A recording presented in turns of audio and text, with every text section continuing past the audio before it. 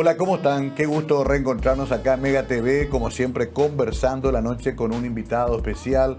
Hoy con un licenciado en psicología, pero además con otros elementos que vamos a ir conociendo en el transcurso de esta charla. Él es el licenciado René Pereira, cuya semblanza presentamos ahora y luego comenzamos a conversar la noche con nuestro invitado.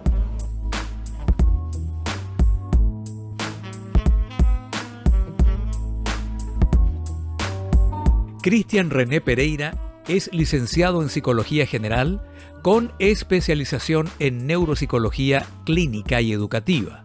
Además, es licenciado en Teología Aplicada, lo que le permite integrar una mirada integral del ser humano en cada una de sus áreas de trabajo. Con una trayectoria consolidada como conferencista, se destaca en temas vinculados al desarrollo personal, la psicología y las neurociencias. En el ámbito deportivo ejerce como psicólogo en clubes de la división profesional del fútbol paraguayo, así como en equipos de la división intermedia y la división B metropolitana.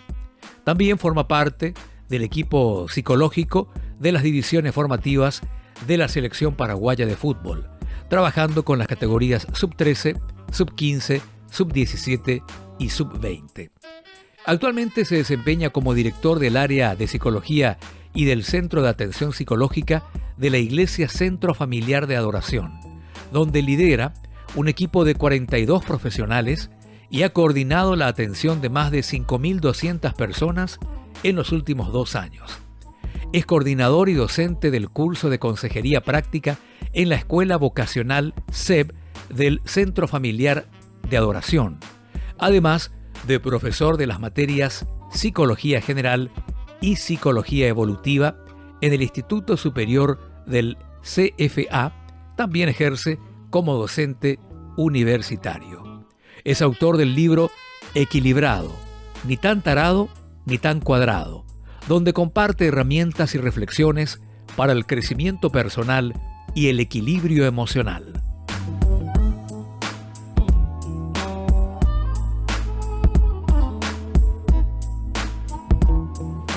Bueno, estimado Cristian René Pereira Duarte, ¿cómo estás? Un gusto, Mario, gracias por la invitación y gustazo compartir acá con la audiencia realmente este tiempo y bueno, esta noche que esperemos sea amena. Sí, la idea es esa porque a partir de este libro, Equilibrado, ni tan tarado, ni tan cuadrado, me llamó la atención, aparte de conocerte a través de amigos muy queridos. Convengamos que el título es bastante atractivo porque justamente de eso se trata. No queremos ser ni tan locos, pero tampoco tan cuadrados. Uno quiere vivir también la vida con la intensidad que corresponde a algo tan maravilloso como es la vida. Pero, a ver, entonces ya de entrada nomás, después explicaremos un poco tus orígenes, tu formación. ¿Qué buscaste con este libro? En realidad el equilibrio emocional. Entiendo y fui consciente a través de atender a personas de que el equilibrio, vivimos en un mundo muy desequilibrado y muy desequilibrante. Correcto. Entonces las personas están en un tiempo de mucho desequilibrio.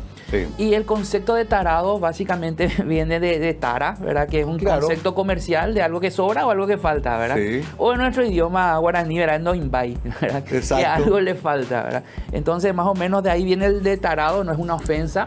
Y también el tema del cuadrado, de a veces nos cuesta salir un poco de nuestro cuadro y es esa dicotomía de la vida, ¿verdad? Inclusive en psicología nosotros manejamos también el trastorno dicotómico de la personalidad, que está muy presente hoy, que tiene que ver con las personas que no pueden ver escala de grises, o lo ven o todo blanco o todo negro. Sí. Entonces ese es un problema un poco en nuestra sociedad, que hablo mucho de eso, y el origen del por qué es o esa taradez en cierto sentido, o esa cuadradez también en cierto sentido, y cómo buscar el equilibrio.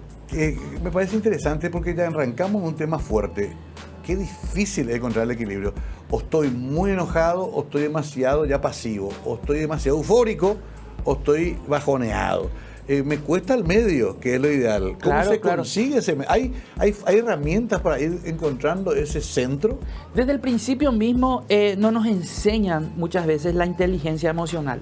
No se A partir de 1995, 96, que Goleman habla de eso, de la inteligencia emocional a través de un libro, ahí empezó la gente a entender y decir, hay algo que tiene que ver con las emociones, sí. Uno puede... También nos enseñaron, Mario, un concepto que por mucho tiempo está errado y por mucho tiempo estuvo muy de moda, el controlar tus emociones. Sí. Es muy difícil. Me acuerdo, control mental se hablaba. Y controlar tus emociones. Es muy difícil controlar las emociones. ¿Por qué?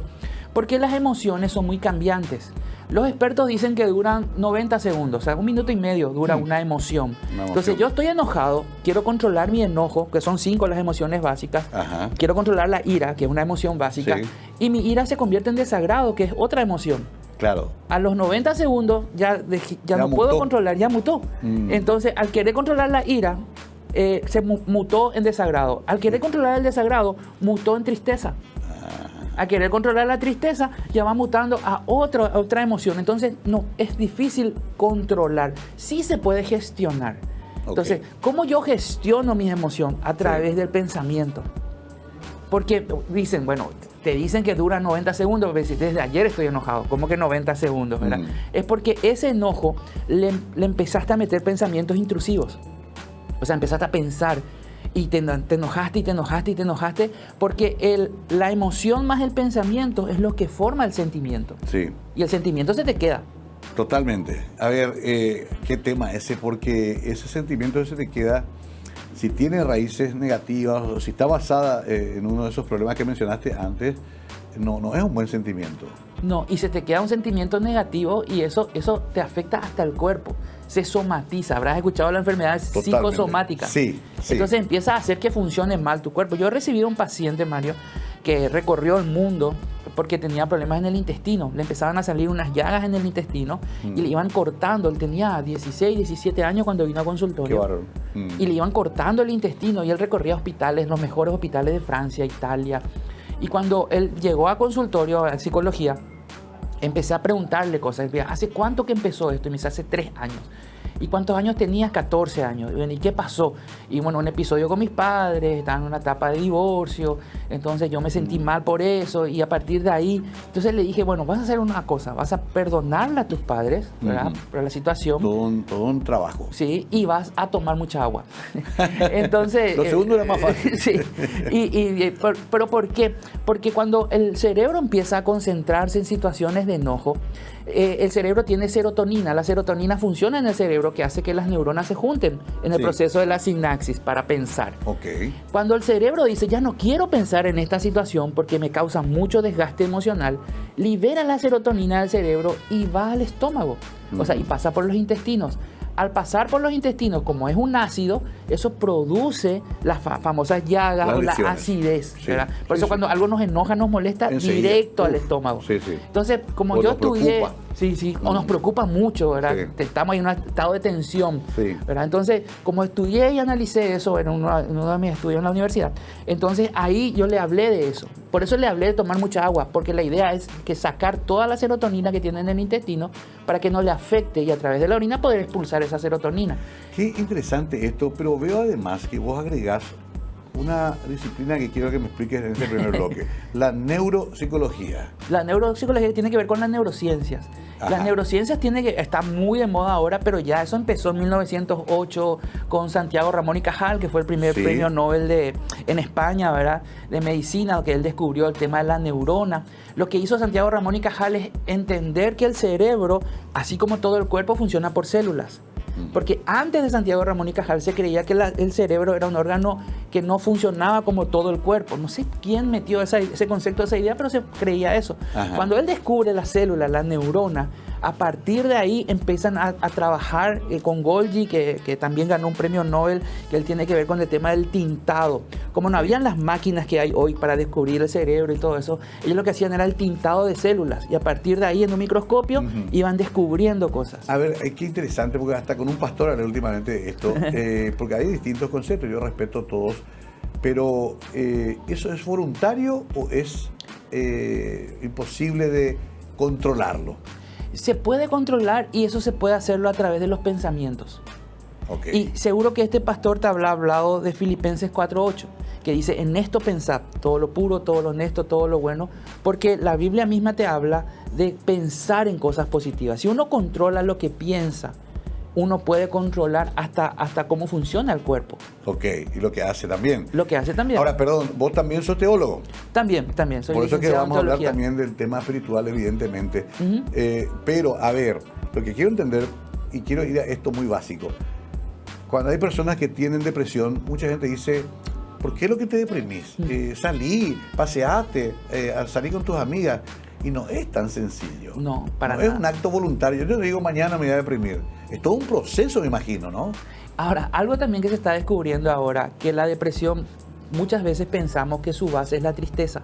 Claro, y no necesariamente. No necesariamente, muchas veces la base puede ser el enojo. ¿Cierto? Y en el libro yo hablo de eso, de que al no gestionar correctamente el enojo, como el cerebro funciona por hábitos, y el cerebro va marcando huellas con cada pensamiento y con cada sinapsis, ¿verdad? Con cada proceso del pensamiento, que son las neuronas que se juntan, las conexiones neuronales, todo eso genera huellas en el cerebro. Sí. Entonces, esas huellas muchas veces, pues, como son siempre y todo el tiempo de enojo, hacen que uno viva en ese estado. Y el problema de nuestra sociedad hoy, Mario, es que se normaliza el estar constantemente enojado.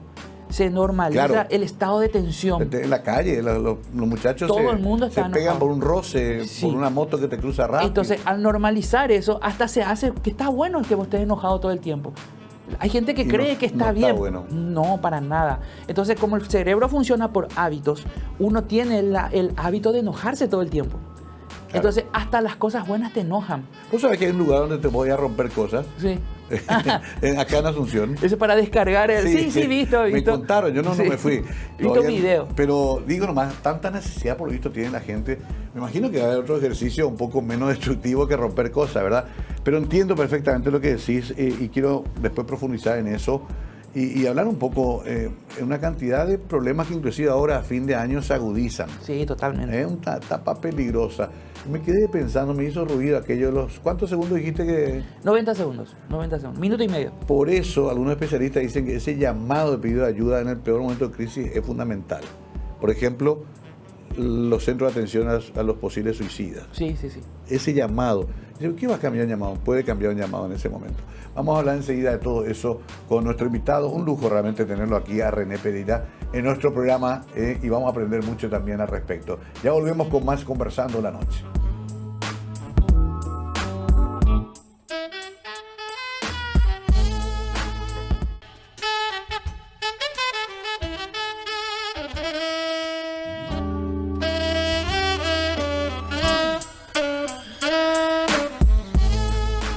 Bueno, en la contratapa de su libro se pregunta Cristian René Pereira Duarte, ¿será posible que hombres y mujeres puedan obtener el equilibrio en un mundo tan desequilibrado?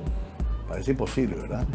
Y atiendan bien porque esto es interesante. Al transitar un camino justamente de tratar estos temas, se puede construir una vida personal ordenada y sana, sanar las heridas de la infancia, todo un tema, sí, gestionar correctamente el enojo, veníamos hablando de eso, escapar de las cadenas de la culpa. Ay, la culpa que asociamos tanto a la religión formal, sí, ¿no? Mejorar tus relaciones interpersonales, conocer y trabajar en tus fortalezas y debilidades, desarrollar una vida espiritual, tener una vida plena y descubrir tu propósito. Bueno, acá tengo para 5 programas, pero igual quiero un poco redondear con esto que sí que me preocupa mucho, que es la culpa. La culpa. Muy interesante. A ver, esa culpa también nos encadena a seguir repitiendo una serie de conductas muy nocivas, ¿no? Totalmente. Lo que tenemos que entender es que la culpa no nos lleva al arrepentimiento. La culpa nos lleva al remordimiento, o sea, al sentirnos mal. Ok, lo diferente. Sí, es muy diferente. Sí. Y un error que cometieron, ¿verdad? Con el perdón del caso, ¿verdad?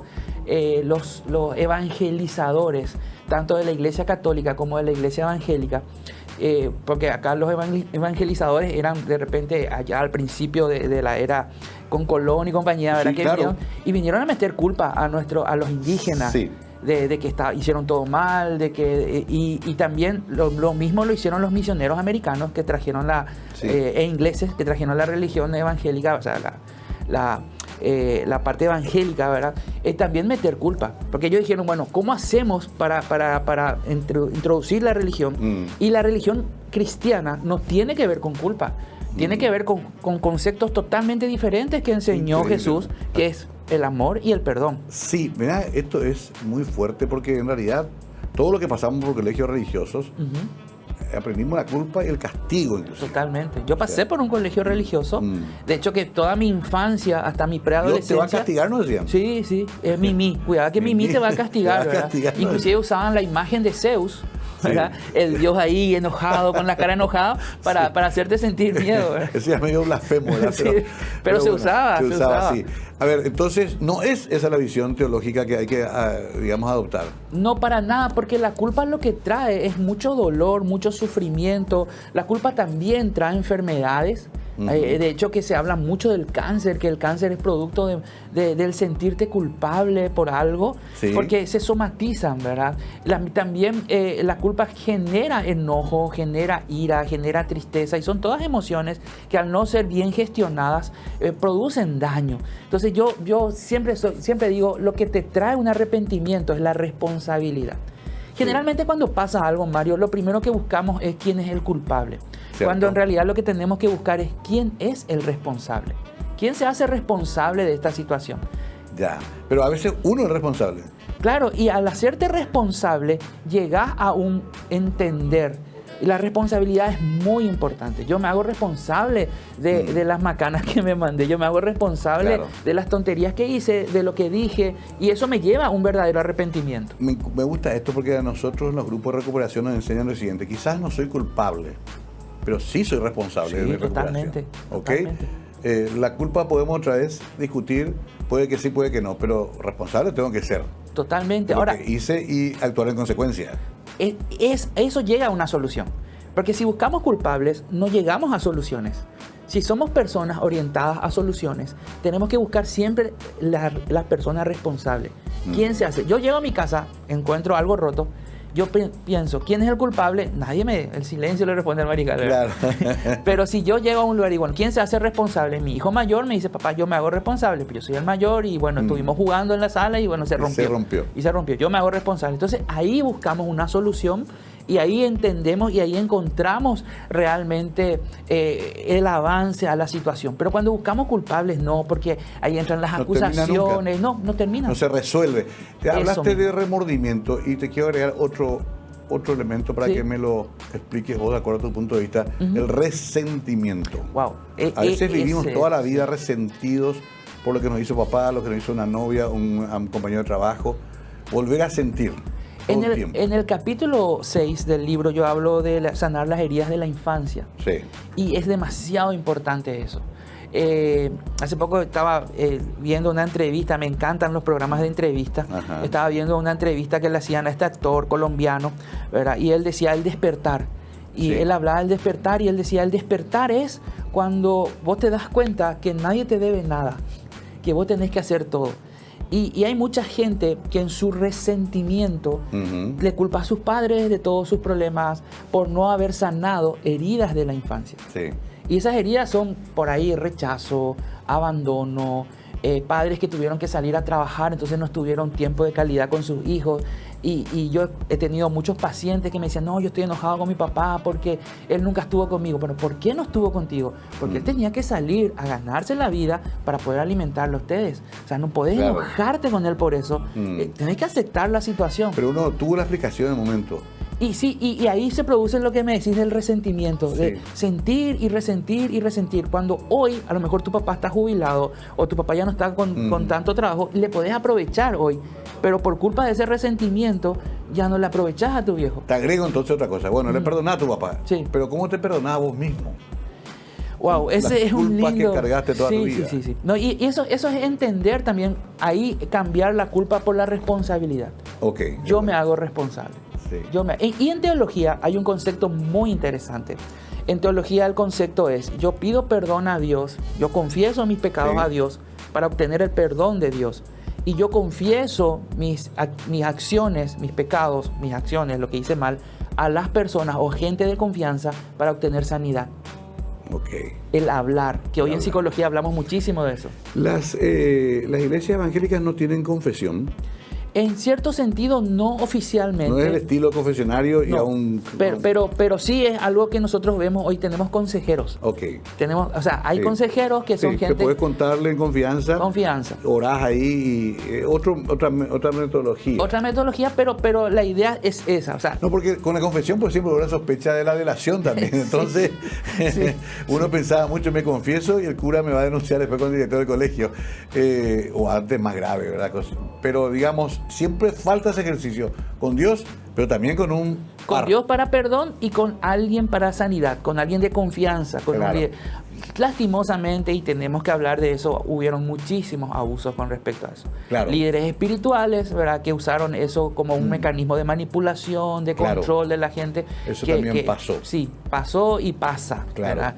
Y Ahí bueno, también hay que tener cuidado, digamos. sí, por eso yo siempre recomiendo buscar a alguien de confianza.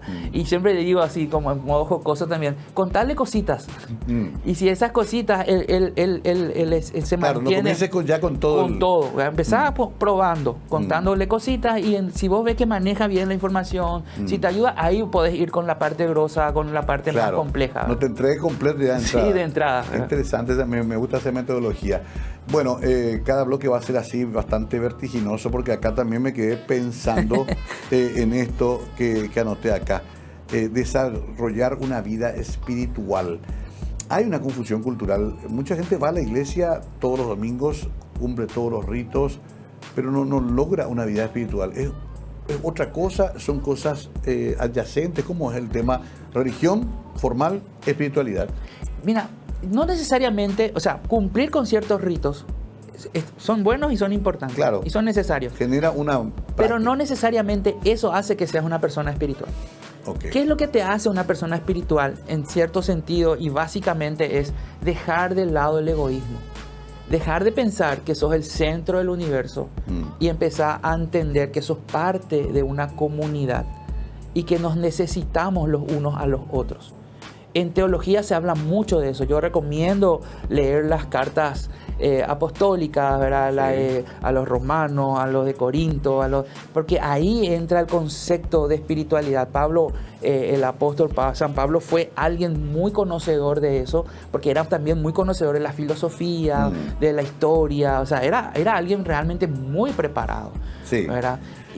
A ver, qué interesante, porque entonces la espiritualidad no es tampoco una cosa que se va y se compra en un kiosco, es una construcción, Totalmente. es un trabajo, un totalmente. ejercicio, ¿no? Sí, son ejercicios espirituales que por mucho tiempo se confundió inclusive con la flagelación del cuerpo. Sí, Había gente que claro. pensaba eso, ¿verdad? Sí, ¿cómo se llamaba? Dejaban de comer. Dejaban de comer. El ayuno. El ayuno, que en realidad es parte de un ejercicio. El ayuno es parte. De hecho, que hoy se habla por salud. La Sí. gente ayuna o por bajar de peso también, Claro. ¿verdad? Pero el ayuno es parte de un ejercicio, pero no es el centro de todo. No es que el que más... Jesús mismo le acusaba a los fariseos de eso, ¿verdad? Sí. Jesús le decía, ustedes que ayunan y ponen carga sobre la gente. O sea, el ayuno en sí no es, pero el ayuno es parte de un proceso y de una construcción, como vos decís. Es una construcción. Uno tiene que construir una vida espiritual. Ahora, está la vida espiritual y la vida carnal. ¿Quién va a ganar? El que vos más alimentes. Claro. Y a nivel espiritual, yo creo que lo que más alimenta tu vida espiritual es la oración. Interesante. La oración y la meditación. Tengo que hacer la pausa y quiero entrar en eso. Hablar con Dios y escuchar a Dios. O a un poder superior, si usted quiere decir de una manera más genérica. Pero tampoco fácil. Nuestra cultura tampoco, y eso envidio mucho a las culturas orientales, tenemos la tradición de la meditación. No nos enseñan, no en la escuela, bueno, nunca, orar sí, todos rezamos, pero nunca nos dijeron cállese un poco 5 minutos y calmen la mente. A la vuelta te quiero preguntar si eso se puede aprender también. A la vuelta seguimos hablando con nuestro invitado especial hoy, el licenciado René Pereira.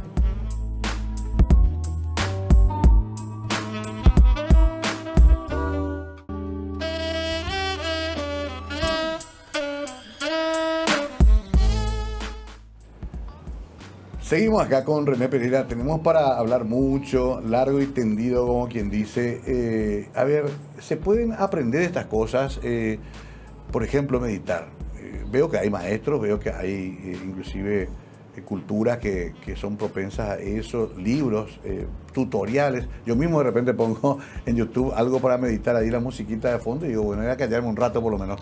Pero nos cuesta callar la mente. Sí, totalmente. Y tiene su base en la respiración, Mario. Ok. Porque hace un tiempo vino, creo que hace unos 10 años más o menos, vino un maestro hindú que ahí cobró, no sé, un montón de dólares, ¿verdad? Para enseñarlo a respirar. Y un amigo fue y le dije, ¿qué tal te fue? Le dije, ¿verdad? Porque soy muy curioso de todas estas actividades, ¿verdad? Y me dice él, lo único que hizo es enseñarnos a respirar. Y le dije, no sé lo importante que eso es, ¿verdad? Sí. Porque cuando uno respira correctamente, uno respira bien, uno oxigena al cuerpo y por sobre todo oxigena al cerebro. El cerebro necesita para funcionar bien de dos combustibles que son la glucosa y el oxígeno en sí, ¿verdad? Que se van a través de la sangre. Y uno al respirar correctamente oxigena bien el cerebro y oxigena bien el cuerpo. Yo trabajo con futbolistas, ¿verdad? En la parte de psicología deportiva. Sí, porque veo que haces también neuropsicología deportiva. Deportiva. Y estoy en la selección paraguaya juveniles, ¿verdad? Ajá. Y yo les hablo a ellos y les enseño a los chicos, respirar correctamente, tus músculos tienen que estar bien oxigenados hasta evitar lesiones deportivas. Tus músculos estar bien. Porque tus músculos están preparados para absorber golpes. Pero si tus músculos están tensos y no bien oxigenados, no absorben los golpes y ahí vienen los problemas de las lesiones, las fracturas. Entonces, entender que esas situaciones, ¿verdad?, se van dando ya desde la respiración. Yo aprendo a respirar bien. Cuando yo aprendo a respirar bien, acallo mi mente. Y al oxigenar bien mi cerebro no está buscando información y ahí evito los pensamientos intrusivos. ¿Qué son los pensamientos intrusivos? Son esos pensamientos negativos que te invaden. La mente. Todo el tiempo aparecen ahí. Sí, como... y si me sale mal, y si esto no funciona, y si hoy pierdo... No servís para esto. Si hoy pierdo mi memoria en algo, en el momento, entro en un lapso, en un momento... Hay gente que tiene pánico. Totalmente. Y eso viene de los pensamientos intrusivos. Tiene sus inicios en los pensamientos intrusivos. Entonces, ¿qué yo necesito para meditar?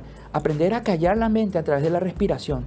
Respirar profundo, ¿verdad? Respirar tranquilo. Y a partir de ahí yo me conecto con el ser en quien yo creo. Pero yo soy creyente, yo creo en Dios, creo en Jesús como Salvador y mediador. Entonces yo tengo mi forma y Jesús mismo enseñó la forma de orar. Porque en aquel tiempo ni siquiera los judíos de la época de Jesús ni siquiera le nombraban a Dios. O sea, tenían ese temor. Cierto, sí. Y Jesús viene y rompe ese paradigma. La imagen tampoco querían... No, o sea, para ellos era todo muy así como muy cuidadoso todo. Y viene un maestro de la época, un rabí de la época, y rompe el esquema diciendo, Padre nuestro.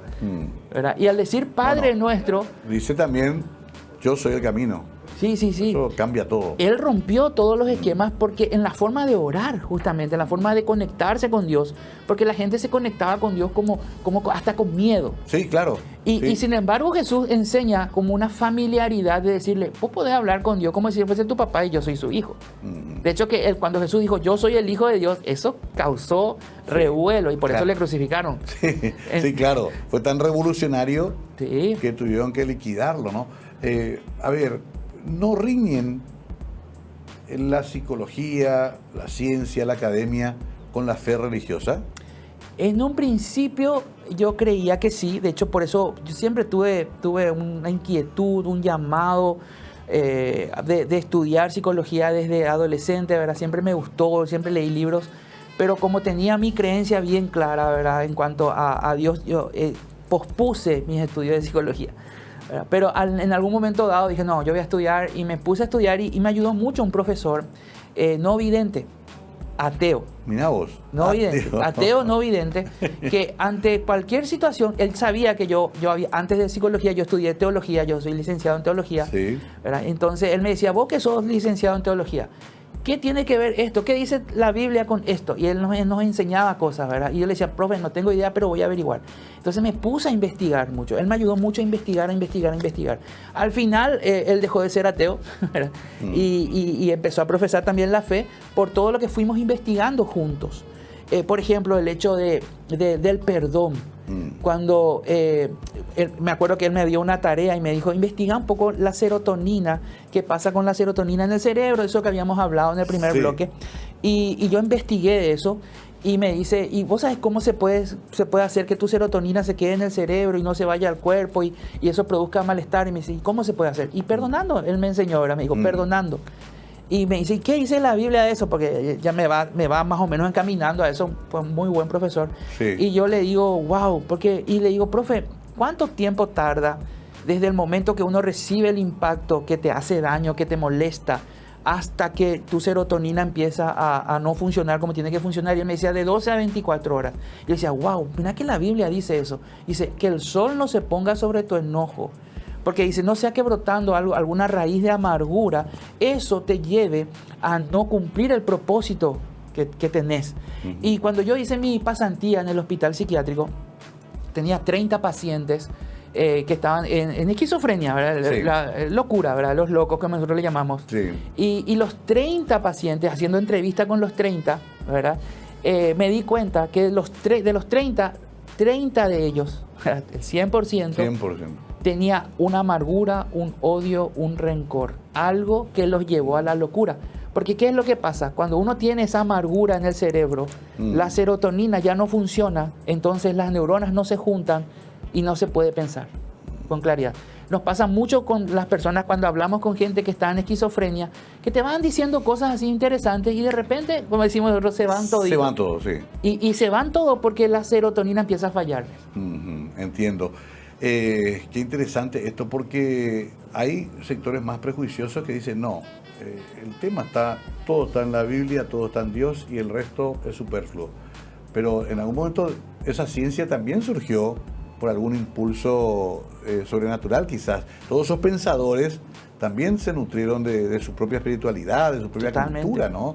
De hecho que siglos atrás la teología era considerada la madre de todas las ciencias. Claro. Porque uno estudiaba teología y uno se daba cuenta de que tenía todo que ver. Y los grandes científicos de hace siglos atrás, después nomás hubo una etapa oscurantista, ¿verdad? Donde justamente pasaron estos extremos de por ejemplo, líderes religiosos de la época que decían, no queremos que la gente lea la Biblia. Claro. Entonces se apropiaron. De hecho, hago una autocrítica. Yo como católico, formado 12 años en colegio católico, practicante, nosotros siempre buscamos la interpretación, no tanto la lectura directa, a diferencia de los evangélicos. Sí. Por eso tenemos tanta poca tradición de leer la Biblia. Poquito leemos. El Nuevo Testamento es lo que más leemos. Ese es nuestro predilecto. Pero porque siempre esperamos que venga un sacerdote a explicarnos. Porque esa era como una costumbre, ¿verdad? Era la tradición cultural, ¿no? Sí. Ahora, no es fácil tampoco leer la Biblia. No es un libro fácil, accesible. Hay que también tener unas técnicas. Es que la Biblia no es un libro que se haya escrito para leerlo directamente, es un libro que se escribió inspirado en la enseñanza, en el discipulado. Okay. O sea, que juntos podamos descubrir la verdad. Por ejemplo, Pablo en una parte dice, nosotros tenemos la mente de Cristo. Y yo he encontrado gente, líderes religiosos que dicen, no, yo tengo la mente de Cristo y lo que yo digo es porque yo tengo la... No. La Biblia no dice yo tengo, dice nosotros tenemos.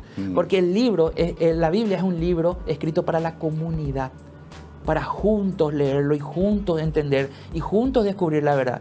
No para que una persona se apropie y esa persona se haga propia de la verdad. Claro. Entonces, es un libro comunitario la Biblia, no es un libro para leerlo solo, es un libro para enseñanza, en la sinagoga. Que no, una clásica novela, un cuento que uno lee solo y uno lee solo y interpreta. No, la Biblia es para hacerlo en comunidad. Y eso es lo que es, para mí es la clave en la teología, ¿verdad?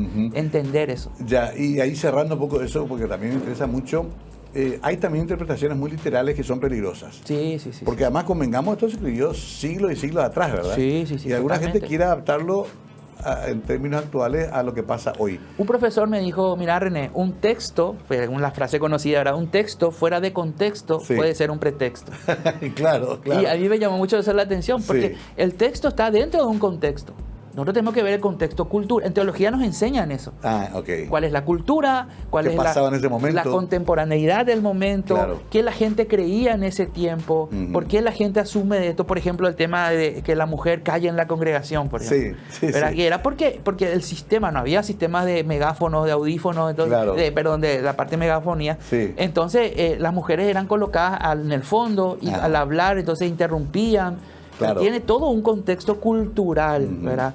Entonces, eso se tiene que analizar. De hecho, los evangélicos tienen una ventaja sobre los católicos, ya tienen pastoras también, ¿verdad? Sí, también tenemos. Mujeres que tenemos. pastorean. Sí, fue muy difícil porque mucha gente tomó literalmente eso, pero tenemos líderes, mujeres que son excelentes. ¿Y el celibato?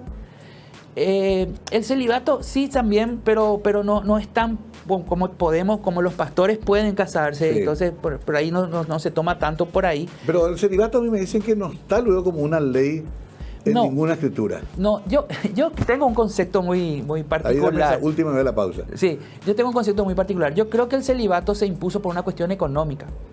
Sí, Porque no es lo mismo mantener a una persona que mantener una familia. ¿cierto? Y para la Iglesia Católica en sí, mantener. Yo estuve como seminarista, yo fui, Sí. estuve a punto de ser sacerdote. Mirá vos. Me di cuenta nomás que justamente no tenía ese don. Entonces, pero entender que es una cuestión económica, yo Qué creo. interesante. Sí, he escuchado ya eso, que fue una operación en todo caso de cálculo financiero. Claro, porque de no es lo cómo- mismo mantener una persona Sí. que puede mantener una persona a una familia. Algunos me dijeron también que era porque se evitaba así la herencia de los bienes. También. También, por ahí, agrego ese elemento, ¿verdad? Sigue teniendo Sentido, relación ¿verdad? con la economía, ¿verdad? Bueno, tengo que hacer la pausa. Es apasionante hablar de esto, pero retornaremos más a la psicología enseguida. me distraje, pero en buen sentido de la palabra, porque es bueno entender también, por lo menos tangencialmente, a la teología, que es mucho más profunda que una charla en televisión. Ya volvemos con nuestro invitado de hoy, el licenciado René Pereira, con nosotros.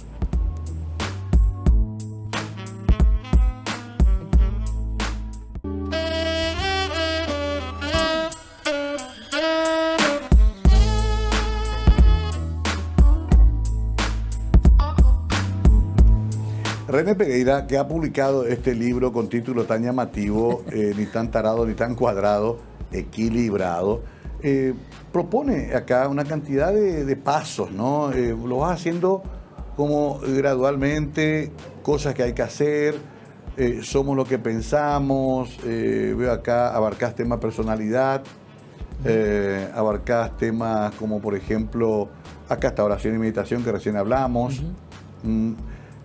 A ver, ¿qué somos y sobre todo a partir de tu visión, cómo vamos resolviendo estos temas para tener una vida plena y descubrir tu propósito? Y sobre todo, el famoso propósito. Yo a veces pienso y digo, ¿será este ya mi propósito o tengo varios propósitos en la vida? ¿Cómo haces esa parte en el libro sobre todo?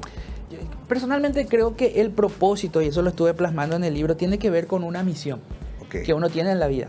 Y esa misión muchas veces se ve opacada por el sencillo acto del egoísmo.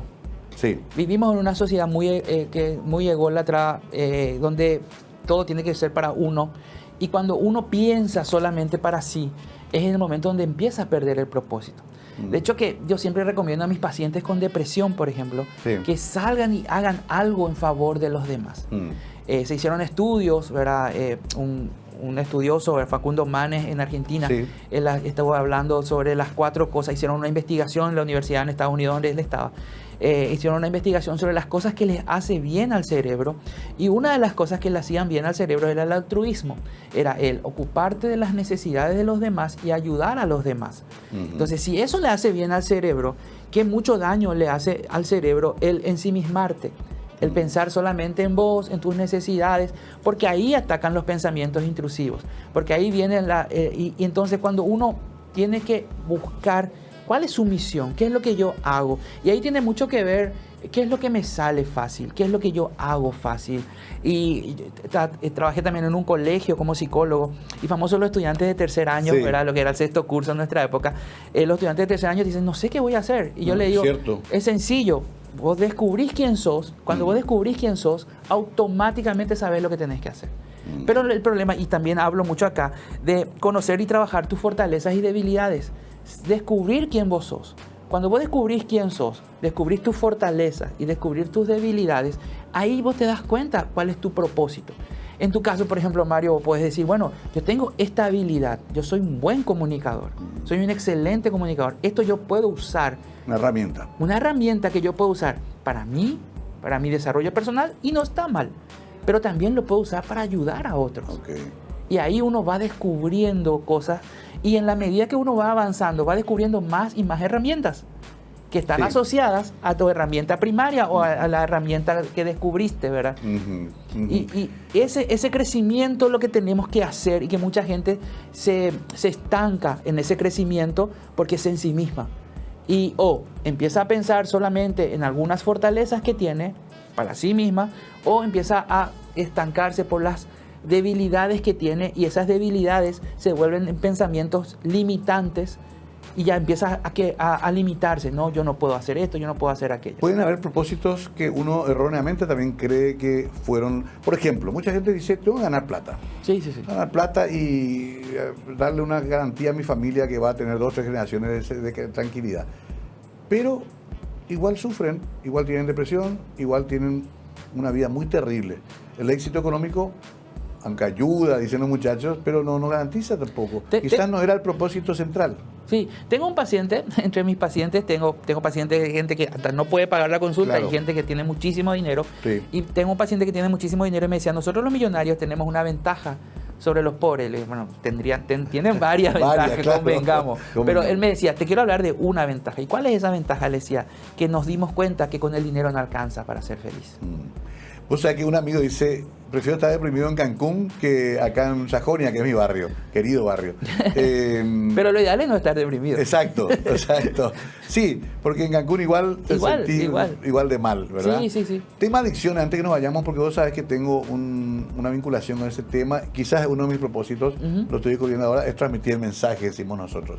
El que padeció eso le cuenta al que está por entrar o al que está cerca de alguien que está en esa situación, como una forma de ayuda. Te llegarán muchos casos. Sí, mucho. Yo y nosotros, Organización de la Salud y los grupos de Narcóticos Anónimos, consideramos que es una enfermedad crónica, progresiva y mortal que se puede parar por 24 horas. Desde el punto de vista más teológico, algunos dicen no. Hay también unos efectos de carácter que son muy parecidos a los pecados, otra forma de llamarlo. La autocomiseración, la lujuria, el egocentrismo. A ver, ¿cómo vos, en qué sitio de ese mundo psíquico tan complejo ubicás las adicciones? Yo ubico las adicciones dentro del llenar vacíos. Ok. Llenar vacíos existenciales. Y también ahí entra el tema de las heridas de la infancia. Dicen los expertos que lo que nos pasaron los primeros 5 años de vida es lo que nos va a marcar todo el resto de nuestra vida. Definen toda nuestra vida. El problema es que ni nos acordamos lo No. que pasamos esos primeros 5 No. años. Entonces, a partir de ahí estamos luchando, como decía esta corriente psicoanalítica de Freud y Jung Sí. y compañía, que ellos dicen que todo eso tiene que ver con un vacío existencial y unas necesidades básicas de... Y yo creo que viene por ahí el tema de un vacío y una necesidad de llenar. Ahora, de la parte neurocientífica, estamos hablando que el cerebro tiene áreas que son propensas a la adicción. Ok. A cualquier tipo de adicción. Sí. De hecho, que en la neurociencia no existe, por ejemplo, diferenciación entre tipos de adicciones. La adicción es adicción. Correcto. Puede ser a cualquier cosa. Por eso uno reemplaza muchas veces, deja una cosa y va a otra. Y va a otra. Por ejemplo, yo puedo decir hoy, ¿verdad? Que soy adicto al café. Sí. Yo a la mañana me despierto, no tomo café y me duele la cabeza todo el día. Claro. Pero están las que te producen o producen además daños muy duros, como Sí. es el alcoholismo, la adicción a las alcohol. drogas, la ludopatía, ¿no? Sí, que ya también. generan unas situaciones más complicadas, digamos. Pero igual vos le das un valor también científico académico al problema de la adicción, aparte de espiritual. Sí, totalmente. Y tiene que ver con áreas del cerebro que no fueron bien desarrolladas, áreas del cerebro que necesitamos trabajar, y tiene que ver con la crianza también, ya de los primeros 5 años. Claro. Ahora, a ver, uno tiene una enfermedad oncológica y se va a hacer todo lo que tiene que hacer. Se va a hacer sus rayos, su quimio, todo. Curiosamente, el adicto, sin embargo, dice no, sabe que le va a hacer mal y vuelve. Cuesta mucho romper ese círculo. Ahí hay también un engaño mental muy poderoso, ¿no? Sí, y tiene que ver con las consecuencias, o tiene que ver con esa famosa frase de yo puedo dominar esto, Claro, el control. yo puedo manejar esto. La fantasía del control. La fantasía del control, que es lo que realmente provoca que la adicción sea muy compleja de tratar. Claro. De hecho, igual yo también he tenido pacientes oncológicos que me dicen, no, yo me voy a sanar cuando yo quiero. Y yo le quiero decir, no, eso no es así. No, No es no, así. yo sé que si yo me programo mentalmente mentalmente, porque habrá leído algún libro, ¿verdad? De psicología positiva, que muchísimo daño le hizo a la psicología científica, ¿verdad? De que no, yo mentalmente, yo digo, estoy sano y yo voy a sanar. Digo, no funciona así. Pero eso mismo yo lo llevo a la parte, el adicto o el consumidor, como le llaman ahora, tiene mucho de esa fantasía del control. Claro, totalmente. Y por último, dentro de ese tema, la negación. Qué poderosa es, ¿verdad? Nunca subestimes el poder de la negación, dice la película American Beauty. Sí. ¿Cómo podés cerrarte y decir, no está pasando? Le pasa a muchos parientes también de adictos. Totalmente. Señora que dice, no, mi marido no es alcohólico, a veces nomás toma mucho y me pega. Sí. La negación, qué poderosa es, ¿no? Sí, tanto la negación como la generalización son problemas mentales.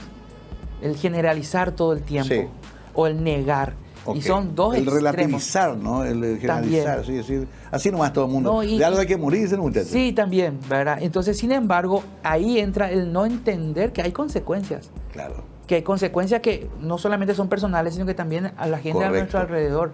Y es lo que yo creo que nosotros solemos llevar a nuestros pacientes en adicción o a nuestros pacientes consumidores, le llevamos a las consecuencias. Claro. A que midan las consecuencias, o sea, que entiendan las consecuencias. Me encanta, o sea, consumir, pero estas son las consecuencias. Estas son las consecuencias. Va a haber violencia familiar, vas a desaparecer tu casa, vas a perder todo tu dinero. Y ahí entra un concepto teológico, ¿verdad?, de la tendencia y la práctica. Que yo hablo mucho con la gente adicta y también hablo con las personas que tienen problemas de personalidad o de trastornos de ansiedad o también los mismos de trastorno de identidad sexual también, ¿verdad? Que es un tema bastante complejo en este tiempo. Que yo le digo, no es la tendencia a lo que te hace en la parte teológica pecador. O no es la tendencia a, es la práctica de. O sea, yo puedo tener una tendencia, por ejemplo, a matar mecánicos. Claro. ¿Por qué? Porque al mecánico que le llevo mi vehículo no me hace buen trabajo y no resuelve. Ahí todavía no es pecado. Hasta que encuentro un mecánico que me resuelve, un mecánico que me engancho con él y digo, este es mi mecánico, y ahí se me va esa tendencia. Ahora, yo no soy un asesino. Claro. Tengo una tendencia a...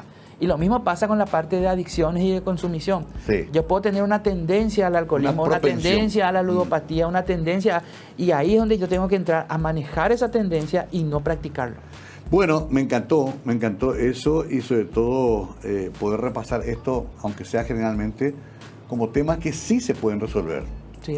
Yo también... No hay una condena ya inamovible, inapelable de que uno tiene que terminar su vida en esta situación. Hay caminos de salida y uno de ellos puede ser la consulta psicológica o también, ¿por qué no?, la asesoría espiritual. Por lo menos darse la oportunidad. Todos, Mario, todos tenemos algún tipo de trastorno. Nadie está exento de algún trastorno. Todos tenemos, en mi experiencia, en lo que analicé, todos tenemos algún tipo de trastorno.